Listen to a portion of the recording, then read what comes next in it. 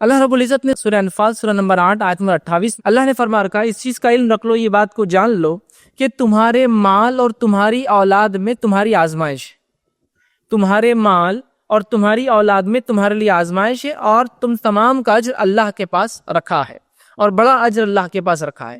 تو اس آیت میں اور اسی مفہوم کی ایک دوسری آیت سورہ تغابن سورہ نمبر 64 اس کی آیت نمبر 15 میں بھی آتی ہے آیت اس طرح، انما اموالکم واولادکم فتنہ، تمہاری بے شک تمہارے مال میں اور اولاد میں تمہارے لیے آزمائش۔ فتنے سے یہاں مراد یاد رکھی آزمائش ہے، ٹیسٹ ہے۔ تو گویا ہماری اولاد اور ہمارا مال ہمارے لیے ایک ٹیسٹ ہے۔ اللہ رب العزت ان دو چیزوں کے ذریعے مجھے اور آپ کو آزماتا ہے اس دنیا کے اندر، اور اگر جو اس آزمائش میں کامیاب ہو گیا تو اللہ دونوں ہی آیت میں اللہ نے فرمایا اندہ اجر عظیم، تو ان دونوں میں جو کامیاب ہو گیا ان کا اللہ کے پاس بہت عظیم، بہت بڑا اللہ نے اجر اٹھا کر رکھا ہے۔ اولاد کا ویسے تو نہ ہونا بھی آزمائش ہے، جن کو اولاد نہیں وہ اس چیز کو سمجھ سکتے ہیں، اور اولاد کا ہونا بڑی آزمائش ہے۔ جس طرح سے اولاد کا نہ ہونا آزمائش ہے، اولاد کا ہونا اس سے بھی بڑی آزمائش ہے۔ ایک ٹیسٹ شروع ہو جاتا ہے جب اللہ اولاد دے دیتا ہے، چونکہ اولاد ایک عظیم نعمت ہے، اور اولاد اتنی عظیم، بچے اتنی عظیم نعمت ہے کہ اس نعمت کو جن انبیاؤں کو نہیں ملی تھی مانگ کر اللہ سے لی، دعاؤں کے ذریعے اللہ سے لی، گڑ گڑا کے اللہ سے لی۔ اور ہم جانتے دو مشہور معروف واقعات جو قرآن سے ہیں، ایک ابراہیم علیہ السلام جن کے تعلق سے مفسرین لکھتے 80 سے تجاوز، 80 سے زیادہ عمر تھی، 80 سے ابو، 85 86 87 88 سم تھنگ 85 سے ابو 90 کی ایج میں ان کو جو پہلی اولاد ہوتی ہے دعا کرتے ہیں۔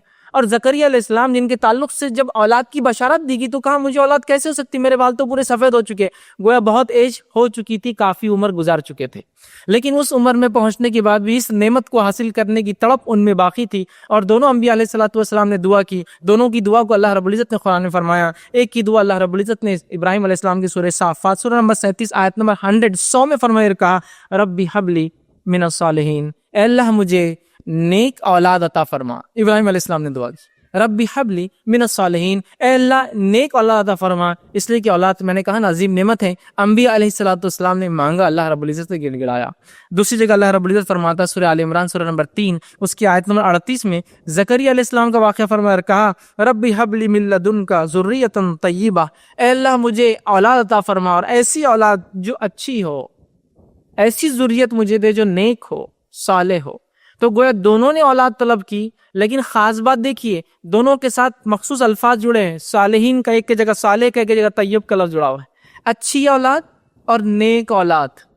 تو گویا دونوں نے اولاد طلب کی، لیکن بالخصوص نیک اولاد طلب کی۔ یہ بڑی اہم چیز یاد رکھی، اس لیے کہ جہاں اولاد نعمت ہے وہیں اولاد اگر تربیت نہ کرنے کی وجہ سے بگڑ جائے تو پھر فتنہ، پھر آزمائش، پھر مشکل، پھر دنیا میں ذلیل اور بدنامی، اور جو ہے بدنامی کا ذریعہ، اور آخرت میں جو ہے پکڑ کا ذریعہ بن جاتی ہے۔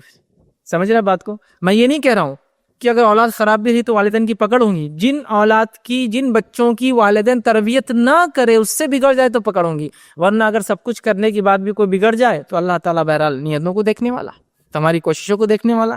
تو اس چیز کو ہمیں سمجھنا، اولاد نعمت ہے، اس کے تعلق سے پوچھ ہونے والی ہے۔ اللہ رب العزت نے سورہ تحریم سورہ نمبر 66 اس کی آیت نمبر 6 جو میں نے خطبے کے اندر پڑھی تھی، اللہ نے فرمایا یا ایھا الذین آمنوا قوا انفسکم واہلیکم نارا، اے وہ لوگوں جو ایمان لائے اپنے آپ کو اور اپنے اہل و عیال کو جہنم کی آگ سے بچا لو۔ وقودها الناس والحجارہ، جس کا ایندھن انسان اور پتھر ہے، علیہا ملائکۃ غلاظ شداد، جس کا ایندھن انسان اور پتھر ہے، جس پہ ایسے سخت فرشتے تعینات ہیں، لا یعصون اللہ ما امرهم ویفعلون ما یؤمرون، وہ اللہ کی کسی بات کی نافرمانی نہیں کرتے، جو رب ان کا حکم دیتا ہے اس حکم پہ کر گزرتے ہیں، اس حکم پہ عمل کر لیتے ہیں۔ تو گویا اس آیت نے ہم پر فرض اور واجب کیا کہ ہم اپنے آپ کو، اپنی نفس کو اور اپنے بیوی اور بچوں کو جہنم کی آنکھ سے بچائے۔ تو میرے لیے اور آپ کے لیے ضروری، اگر ہمارے ماتحت لوگ ہیں، بیوی اور بچے، تو ان کی اصلاح کرنا، اپنے لیے جیسا جنت ہم طلب کرتے ان کے لیے بھی کوششیں کر کے کہ یہ بھی جنت میں جائے، یہ ذمہ داری ہے گھر کے ذمہ دار مرد کی، یاد رکھیے۔ اللہ نے فقوا انفسکم واہلیکم نارا، اپنے آپ کو اور اپنے بیوی اور بچوں کو جہنم کی آگ سے بچاؤ۔ تو ہم پر یہ واجب اور فرض ہے، یاد رکھیے، کہ اپنے بچوں کی صحیح سے تربیت کرے، صحیح تعلیم دے، اس لیے کہ تعلیم تربیت کی ایک بنیادی چیز ہے، یاد رکھیے، ایجوکیشن جس کو عام زبان میں کہوں گا۔